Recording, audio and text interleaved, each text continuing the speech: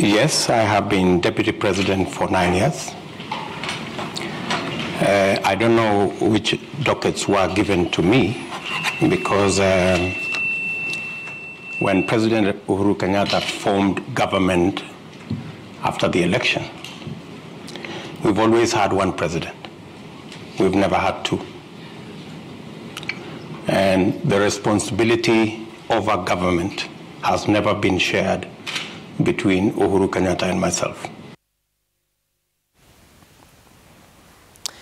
Deputy President speaking yesterday in London, distancing himself from the administration of the second term. There's another clip of President Uhuru Kenyatta claiming that actually Ruto had been leading the agricultural ministry for several years. He spoke in Sagana a few days ago. Listen to what he said. No koretu atogoretie wizara ya kilimo neo kana nenie neguo mwaka umwe na nuthu wa mwanake uyu neguo kahua ne gacokia bia aremi a macani ne magia fertilizer neguo na bei ya mucere ne hacite na nio maragunika mucoke ha mutwire mwoga guthondeka kuria mwarimirwo ni guthondeka miaka yothe mwaturaga kuu.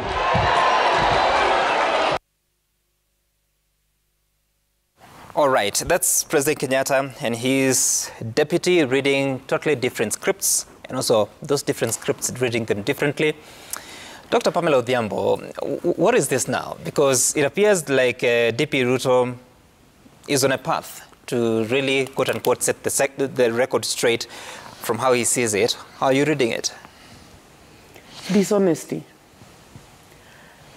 We all know, even if you left just the second term, from the very first term, 2013, this was a coalition of two almost all parties that came together and merged into one. And as they formed the government, we are all aware that there was that agreement of people being appointed to different dockets from the two sides of the coalition. So for Deputy President to stand on an international channel, TV, to say that he doesn't know anything concerning that, I think that is the greatest lie that I've ever heard, and he can't convince us, and even to the people he's talking to, what President Kenyatta is saying is blatant lie. The truth is one of them is lying to us, and it is very unfortunate that our leaders at that level should choose to simply try to salvage themselves when things have gone wrong. It only shows inability to take responsibility and be accountable to the people of Kenya. So the two of them, in fact, in the half that he is talking about, if there is anything to blame, I think we saw our president kind of just rebel and walk out, deputy president, rebel and walk out of his leader or his president for no apparent reason. Because the fact that I stretch out my hand to bring in someone who I have been at loggerheads with, that does not give an express authority to my deputy to walk away. I mean, the composition of our government, even as it is been, we have seen people who have been aligned to William Ruto and people who are aligned to Uhuru Kenyatta hold very serious dockets in this country. So for him to say that he is not there, he cannot take responsibility, he knows nothing about it, no. That is lying to Kenyans and lying to the whole world. And I don't think we can accept it. Let's listen what more he said about the composition of government in the second term. Do things differently. And he didn't want what had become normal in Kenya, that this was Uhuru-Ruto. He wanted a Uhuru. And I had a discussion, a candid discussion with him, And when he told me that's what he wanted, and he wanted to run this government because he wanted his legacy alone as the 4th president of the Republic of Kenya, I was not fussy about it. That's, of course, if you've been in this country, you remember that in 2017 the campaign was more of Uhuru, the journey with Uhuru more than Uhuru-Ruto. But Wilson Sossion, can the deputy president truly and fairly distance himself from the successes or the failures of the Jubilee administration, including that of second term? Absolutely. And if you look at the history of the presidency in Kenya, you will realize that there is a very consistent pattern of the chief executives of this country at some point edging out their vices and pushing them out. This is a culture that we've seen in this country. And I think this is the most unfortunate scenario, that the presidency is at war with itself. It's not anything to laugh about. It's a tragedy. And the greatest responsibility the president himself bears, Uhuru Kenyatta. And if the word that we get, the deputy president, because he's an adult, is a mature Kenyan, that Uhuru told him that in my second term, stay away, because I want to leave my legacy. Stay away. And you believe that because he says it? We've also seen the president. Honorable Sossion, I'm asking a question. Yes. You believe that because the deputy president is saying that, or because you believe it, or you know it? I'm also quoting what the president is saying. He's talking in vernacular in Sagana and telling that William was the Minister for Agriculture for a long time. But let's look at, because we are not strangers in Kenya, we know what is happening. We know the president and the deputy president cannot see eye to eye. That is a tragedy.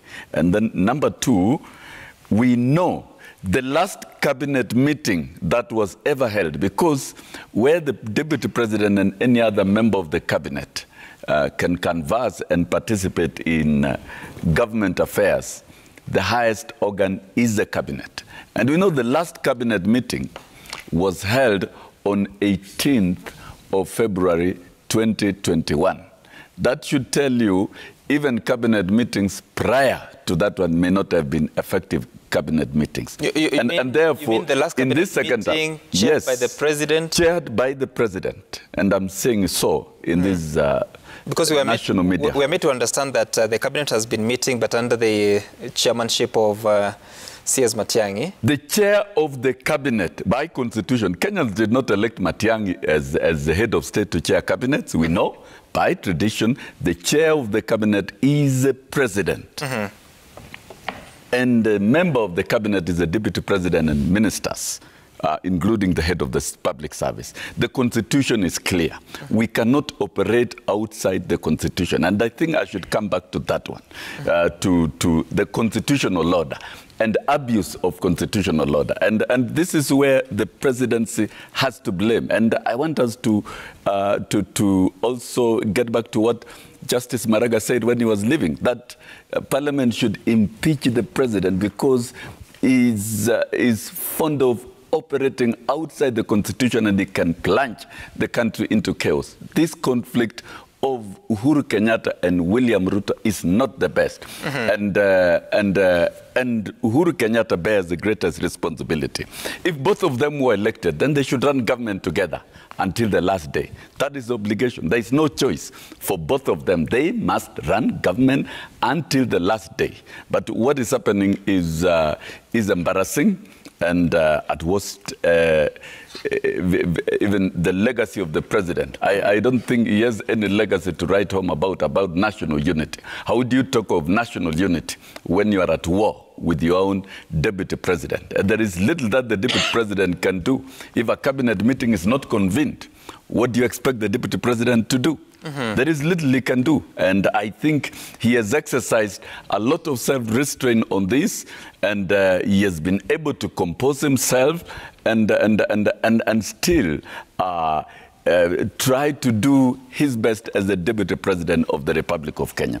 So really, before our eyes and before right-thinking Kenyans, William Ruto is vindicated from this type of circus. And the President, Uhuru Kenyatta, bears the greatest responsibility.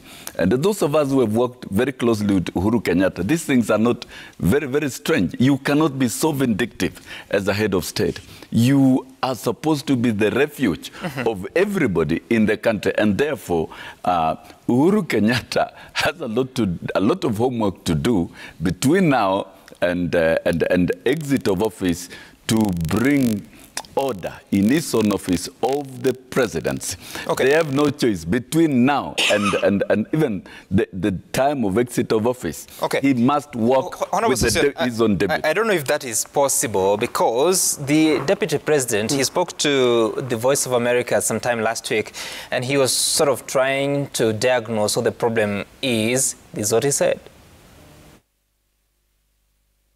As President Kenyatta has said, I was briefed. President Kenyatta informed me. In fact, before Raila Odinga engaged President Kenyatta, he tried to engage me. The things we had agreed upon as forming part of the handshake, it mutated into something else. We didn't discuss, for example, that it would be an exercise to kill the opposition and to kill oversight. We didn't discuss, for example, that members of the ruling party would be jettisoned so that members of the opposition can occupy committees in parliament. We didn't agree, for example, that this was an exercise in changing the constitution. And we didn't agree that this was an exercise in succession. Right. He believes that the problem, the genesis of the problem, was the political handshake, and later, of course, that Executive Order #1 of 2019. Honorable former CAS, you almost said CAS, but I think you still are, because of the name.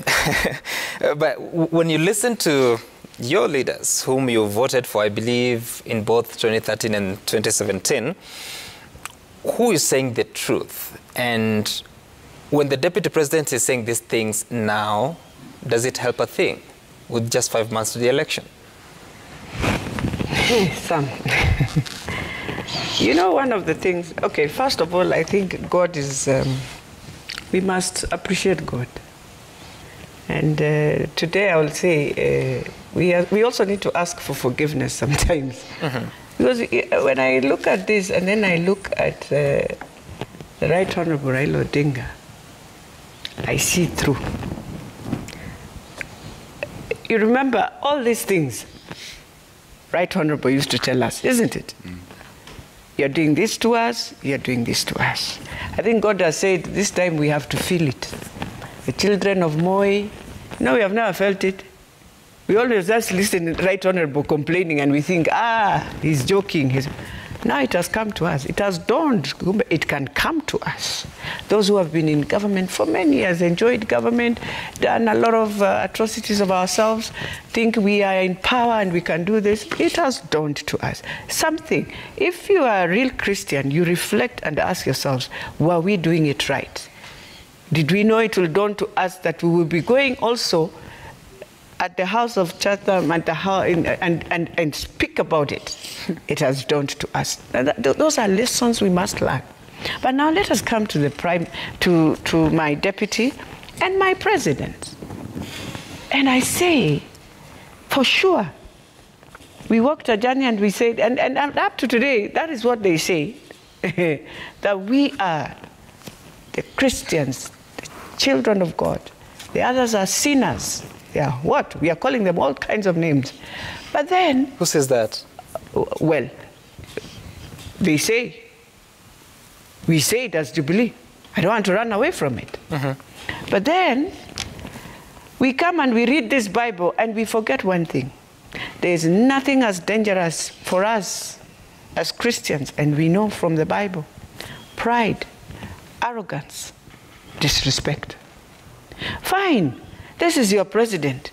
This is your president. And I want to even ask, even the church knows, If you have the bishop and people will come and antagonize you, your reverence will antagonize the church, you will have disunity in it. What am I trying to say, Sam? That for sure, my deputy president cannot stand and say and prove that there are challenges between him and my president are challenges that came from the Right Honorable Raila Amolo Odinga. No. There are others. And they must be honest to themselves to face and say the honesty. Don't drag in the Right Honorable in this war. No, no, no, no, no. This is a very different war. This is a war of, one, mistrust. Disrespectful especially, because you cannot tell me you will go and decide. I mean, ask yourself today, if the president would have used his power as the president to go and antagonize Rift Valley on the deputy president, how would he be feeling today? So you have a president, you have walked a journey with him, he has been kind. But what have you done? You decided, let me go to his home, behind his home, and tell them, this one has done nothing of you, has not done any development for you, has been all what? He's a drunkard. You call him everything. Everything you call him. And even if it is not you. Has the deputy president said that? Oh, yes. And if he has not, I always say, if you know among your cronies, somebody is saying something and you don't like it, there and there you stand and rebuke. But if you just keep quiet and you smile, you're part of it. You cannot run away of such a thing. So for me, when you are running away now, and God help us, God help us, you cannot run away from the mistakes you have done together. When you started this journey, you want to tell me you have not enjoyed this journey. You want to tell me you have not done business in this journey. You want to tell me everything that you have today is not part of Uhuru-Ruto? It is your own. You mean with what you have? I mean in terms of the businesses, your wealth, your everything. Are you saying the deputy president better? Not just him. I am saying the presidency itself. Because Uhuru is not running away from his mistakes or his rights or his achievements. Because you raised a very important... But I'm just saying... that their success in business is attributable to their presidency? No, I'm saying within that legacy of the 10 years. So you've been doing your private businesses. Have you thrived in it or not? Do you want to say your government was bad, yet your environment of doing your business was okay? Is that what you want to tell Kenyans? That's abuse of office, Honorable Elachi. No, I'm not. You're taking it now to abuse of office. Just repeat my verbatim, Sam. You are saying things have gone wrong, isn't it? Yes. And you are saying that you have nothing to do with this. The deputy president. The deputy president, yes. But then at the same time, as a Kenyan, now let me put it in a layman's way, as a Kenyan, within the same process, you've been doing your private businesses, you've been doing things like any other Kenyan, isn't it? But within that, you have achieved also, you've seen your business thrive, you've seen everything of yours work, isn't it? But you are the deputy president of this country, and you have gone now in another country, you're saying, things are so bad. I cannot put myself in anything of my president because things have not been working. Surely. And then the last thing I want to say, Sam, so you have said all this, and you have said you don't want. But when you come back on the platform, when the president is saying, now, we have seen what Jubilee government has done, when he says, don't use it then if you feel it is not good, you're the same one who goes back on a rally somewhere and you say, we are the ones who did this. And I must work and talk about these achievements. So, and I will continue with their legacy. Are you trying to lie to the people of Mount Kenya? That you'll continue with their legacy and yet you are here, you are saying, I don't want the legacy, I don't want the achievements, I don't want the failures, because you can't take the achievements and leave the failures. They go together. I don't want this. All I want to say, and this is what I'll say as Bituzelachi. Just as Bituzelachi, I'll say this. Okay. It is important, especially when you're a leader who has shown us that indeed we must appreciate God, the Bible, and do what the Bible says. Do it. Honorable Lachi, I hear you, and that's interesting because you're saying that the Deputy President, which is true, he's on record saying that you cannot deny him the successes of the Jubilee government, but he also says that the successes are based on what they did together in the first term.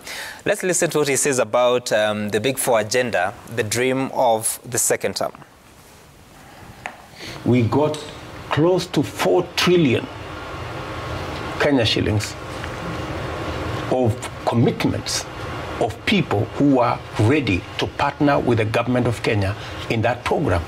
However, and unfortunately, that program hasn't taken off because we have been busy doing the BBI and the rest of it. So these are deliberate programs. All right, you're speaking to the Voice of America, that is Esther Githui Iwat, right there. But Marcus, when you listen to these, and as a country prepares for the election, if then this was a mistake, then it's a mistake that must not be repeated. But is the discourse going on any helpful to help the voters, or are they so much immersed into that war that any sense is unlikely? I mean, it's interesting to listen to the Deputy President. I mean, give it a context. The Deputy President leaves the country, goes abroad on what we are told is an official visit. Is the second most senior government leader in another government and complains about the same government. I think it's absurd, just to say the least. But you know, we are in Kenya, and Kenyan politics is not the ordinary one that you know. It is unfortunate that these are happening. But let me as from an observation point of view, there are several risks that we foresee.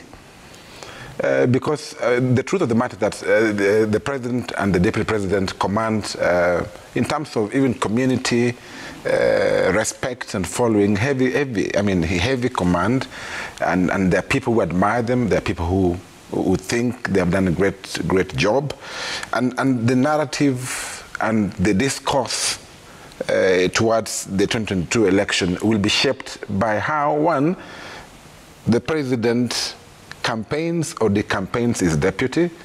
I don't understand the language that he was speaking in, but people have tried to interpret it. Yes, yeah. People have tried to interpret it, and I was reading what I was saying there, and if it is true, it's been taken within a context or out of a context.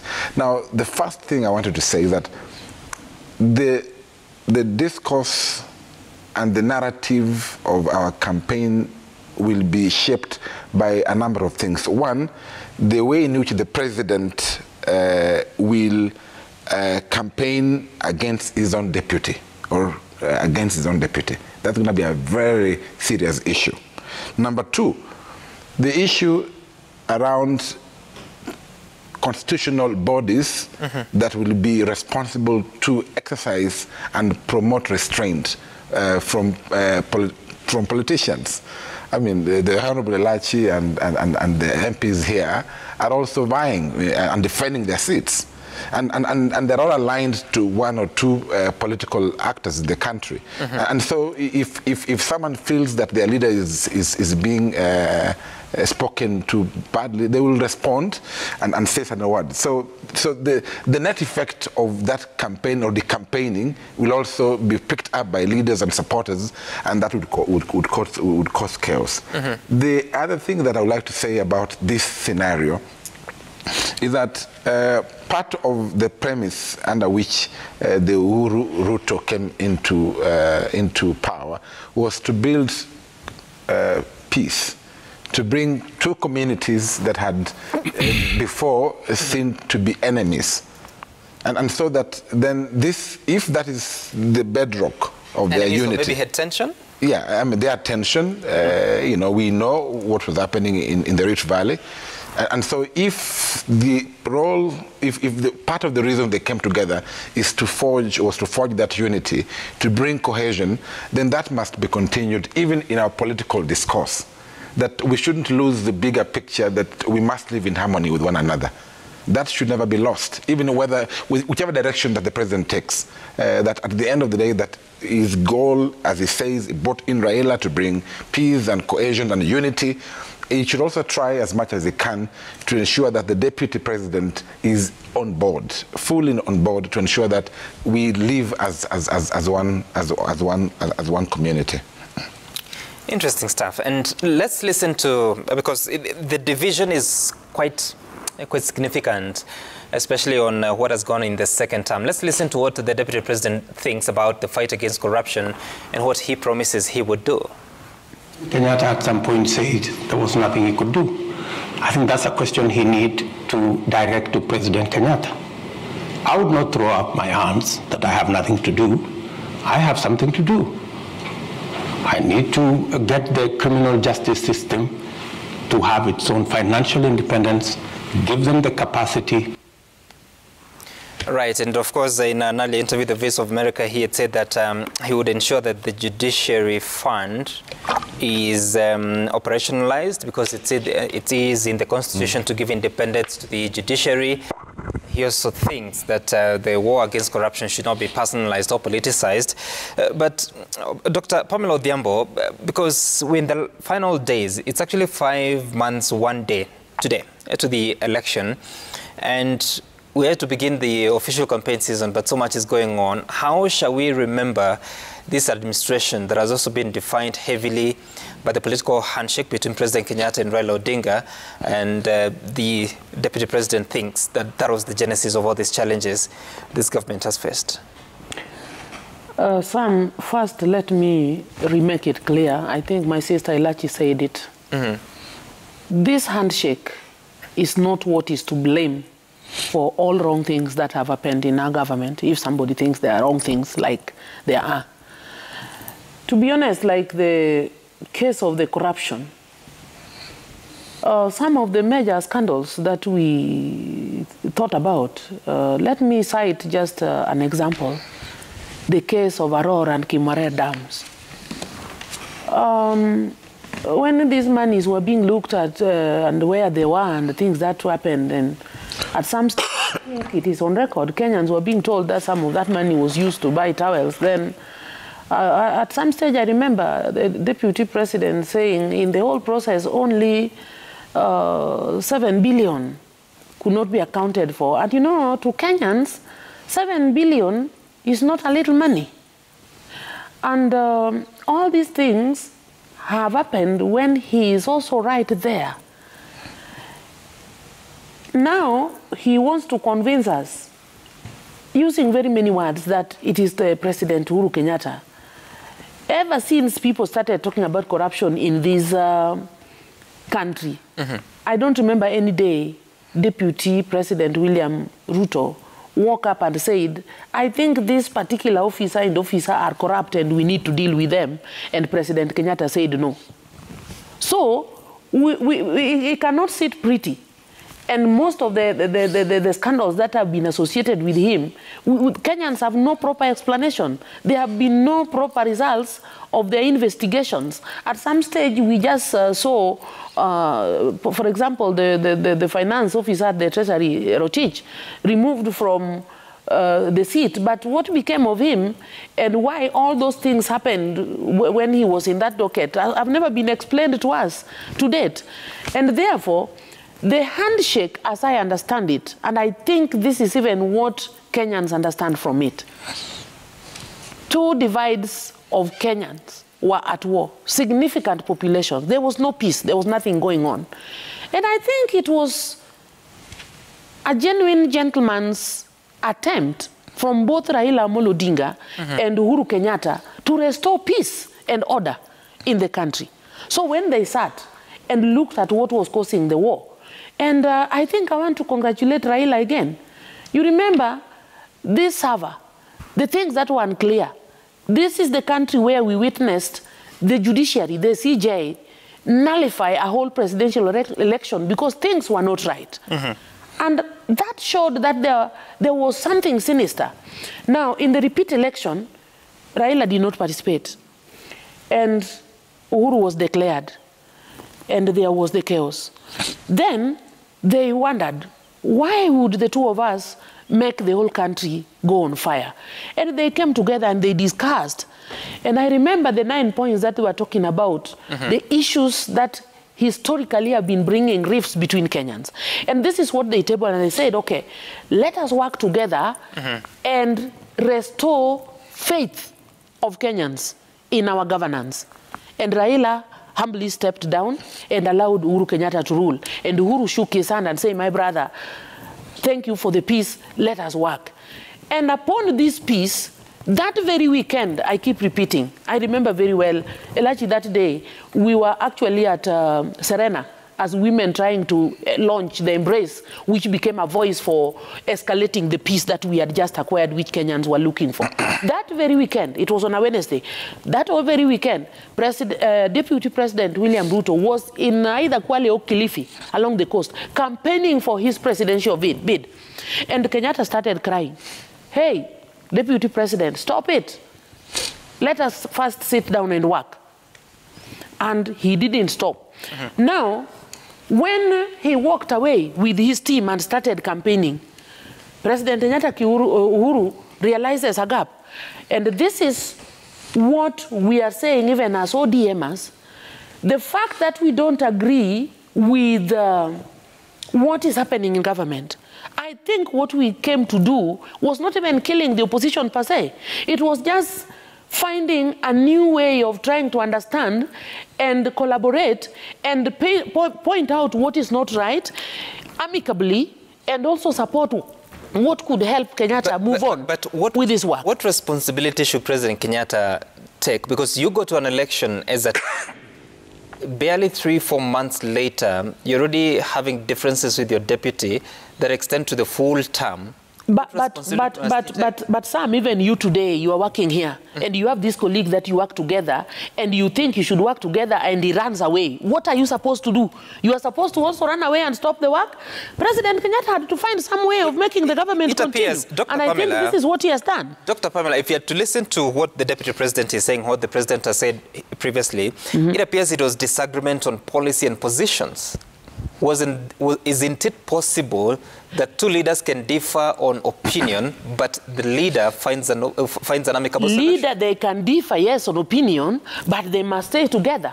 But in the event that they differ and one walks away, what is the other one remaining supposed to do? And this is why I'm saying, listen, let us just get it right. What we are saying is, when Raila came in, that was not a license for Ruto to walk out. I don't think so. And this is what he's trying to make us believe. For example, he's talking and telling us what they did not agree for that handshake to take place. But he's not telling us what they agreed on. When we saw that BBI thing taking place and his team refuting it, we saw even them refusing that Kenyans should not get more money from the central kitty to the counties, an increased percentage. Let's leave that aside first, because it's a product of all that disagreement. And I'm asking this because, unfortunately, the Deputy President is not here. But if you listen to him, he sounds like someone who was shown that he is unwanted, including the Executive Order number 1. How was he shown? Just alone, Dr. Pam. Yes. The Executive Order number 1 that made C.S. Matiang'i the chair of the Cabinet Committee, he says, I don't know how true it is, that the last time the Cabinet met was in January of 2021. February. Sorry? Yeah. February. February of 2021. What was the Deputy President to do if he's shown that he's unwanted? Let me ask you something. That is what he says. Yes. But even if you talk to the President Kenyatta, I think he has also mentioned, like when he was talking about the issue of the BBI at Bomas, he said everything that they were doing, he was in agreement with his deputy. To the extent even that the commission that was formed, he appointed some, the deputy also gave some. So this rebellious attitude is what might have been impossible to handle for President Kenyatta. Right. Because much as he's saying he was not unwanted, remember, we must be candid. He is the deputy to the president. And you cannot come up to overrule everything that your boss really wants. Okay. That is how not we work. Therefore, as we sit here today, From Kenyatta's perspective, what we have been hearing is that it is not him who really showed Ruto that he didn't want him. He just wanted them to change their tactic and dynamics of work. Listen to what he says about that handshake and what it was supposed to mean for Raila Odinga. Everything we didn't agree with became the handshake, except for the things we had agreed upon. In fact, I had been informed that Raila Odinga had agreed that he wanted to be facilitated to retire. And I remember asking, really? Do you expect? We know Raila Odinga and we know his games. How true is that, Honorable Sosion? Because I think this type of discussion has gone on and on in the country with a lot of speculation. We are trying to blame either the president or the deputy president. But I'd like to invite Kenyans and my fellow panelists that we don't run government based on your personal wishes, how you sleep and how you wake up in the morning. You run within the framework of the Constitution. If today, Sam, I'm elected president and you are my deputy, we shall run that government the full course through structured organs that are created by the Constitution. It's not mere wishes. And looking at even the handshake, that shouldn't be a big issue. That should determine how the president and the deputy president should really work together. They must work. We've seen engagements in this country, coalitions, negotiations for peace. But you see, the most important thing here is a personal relationship between the president and the deputy president. That's number one. Number two, the intentions, the designs of the president himself. And I think he has been cheating Kenyans. If you look at the way he was talking in vernacular to some group somewhere in Central, in Sagana, I don't think those are words that should come from a head of state. Even more as a president, he would not speak Tugen when he's in Baringo. There are things that you must restrain yourself from so that you don't engage in some bit of ethnic mobilization. That's number two. Number three, what William Ruto spoke in the US is not any different from what he has been speaking in the country. And it's good we get frank. And so we cannot accuse the deputy president for criticizing the government from Washington. We are a country that respects the freedom of speech, and the deputy president is the second in command of the country, and he has every right to speak about the future of the country and to tell us what he thinks has really not been right in the country. This matter of the differences between the deputy president and the president, I dare say even the church has tried to intercede on the same. And the president himself has not cooperated even with the church. I think all these issues, let us not waste time discussing. When the president signed an executive order in 2019, January, appointing a person who is not elected anywhere by the people of Kenya to chair a cabinet. He called it it shows a committee. To chair a cabinet. And he has ceded authority to that committee. And a person who is not elected by the people of Kenya. That actually amounts to gross insubordination of the cabinet, of the democratic will of the people of Kenya. I thought the president is empowered to devise ways of how his executive team works. But he's not empowered. The cabinet is very clear. The cabinet operations of the cabinet is very clear in the Constitution. The president is a chair. That's a fact for sure. And it has been practiced over the years. The Kenya Constitution 2010 did not give any sitting president the leeway to design another arrangement of running the cabinet. And you see, let's look at it, that action alone. The executive order is very defective. It undermines our constitutional order. So the fact of the matter is, the president has other intentions that are not known to anybody in this country.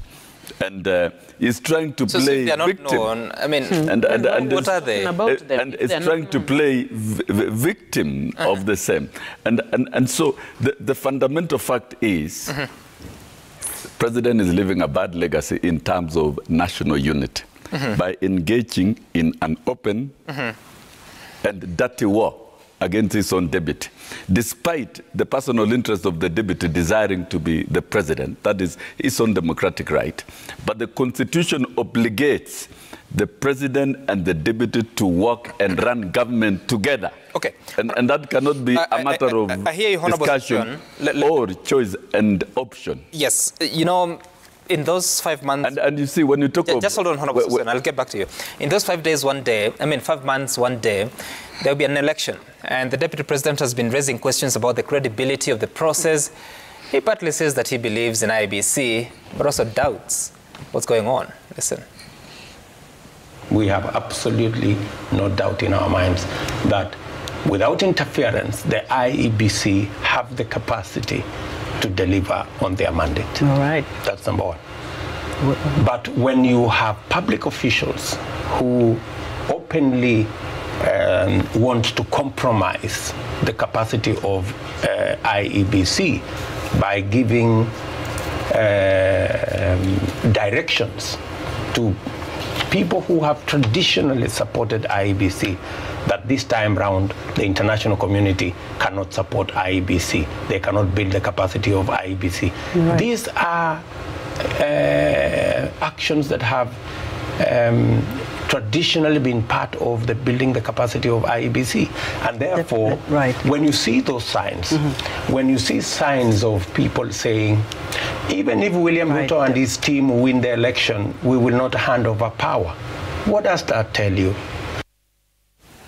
And Marcus, I'll get back to you, Honorable Elachi, but Marcus, the role of the president in this election primarily is just to facilitate a transition. And have you heard the president say that he will not hand over power to William Ruto specifically? And number two, are there things that you've seen that threaten the credibility of this exercise, especially when you look at the agencies that have been tasked to pursue this responsibility? Well, personally, I don't think I've heard the president say that he won't hand over the reins of power to the deputy president should he win this election. In fact, he's obligated to hand over power. It's not something that you do out of, I feel like I shouldn't do it. So whoever wins power, he must hand over power. So I haven't had him say he won't hand over power to deputy president or whoever wins this election. To the second question you've asked, a number of things are at play. Elections credibility is obtained from actions of different actors. Whether the political parties themselves, whether the EMB itself, whether the Kenyans themselves, are they ready for this election? So, to answer that question, we need to ask ourselves: are we ready for this election? Is the IEBC ready for this election? Have they received the funds that they require for this election? No, they haven't received all the funds they require. Are the political parties ready to conduct credible party primaries in the next few weeks? Are they ready? That if you can get an answer to that, then you can say at least something you've ticked. Are the Kenyans who are going to vote ready and well equipped with information relating to choices they're going to make for this election? Have we conducted enough civic education? Are Kenyans living in certain areas? If an exam is an issue, what about voting? Are we going to see pockets of violence or conflict that will prevent Kenyans from voting? That's another question we need to ask ourselves. In terms of legal framework, you know that even as we speak, a number of critical legislations are in Parliament. Critical legislations. In fact, I'll be very happy at some point to discuss the political party primaries bill. That is a critical bill that should really meant to inform the party primaries. You know, we know it's been very chaotic in the country before, and this bill, we hoped, would bring some form of hygiene in this process. So the question is, but I think we are somewhere. As ELOG, we have convened a number of conferences and meetings, either public gatherings or bilaterals with some of these agencies, and the truth is that they are, technically speaking, they are ready. At the technical level, they are very ready. But whether the political environment allows them to thrive, you know, these accusations that you hear, you know, that people are giving IBC commands outside, the truth of the matter is that as ELOG, I will tell you what happened. I don't know if you were there in Kiamba. But all the by-elections that ELOG observed, the truth of the matter is that there was heavy presence of not only the security setup, but also by the administration. You had chiefs in the polling stations, you had police officers inside the polling station, everywhere. In Kisii, Bonchari by-election. They shouldn't be there. They shouldn't be there. I mean, why is a chief inside a polling station? He's not a polling official. Why is a police officer inside the polling station actually taking results? We witnessed them actually. These are police officers outside those that are mandated to. No, those that are mandated to man the polling stations, they should be outside. But they were inside the voting station. In Bonchari, for instance, you saw heavy deployment of police officers. I mean, I'm just saying that there is a way in which some precedent is being set, and which gives someone the impression that, you know, are we already predetermining this election? So when the deputy president speaks about people giving orders, I don't know his sources. But as an observer, we can tell you that we saw those things, we spoke about them. The IBC itself has come out to speak about what it called undue presence of these officers in areas that they shouldn't be, and that is a problem. But I think you know, as I conclude, I think at a technical level, if you look at the critical institutions, they're prepared. I think they're prepared to Honorable Elachi, because when you listen to, well, you're also a politician, but when you listen to politicians speak, sometimes they might make you think the country is at the brink.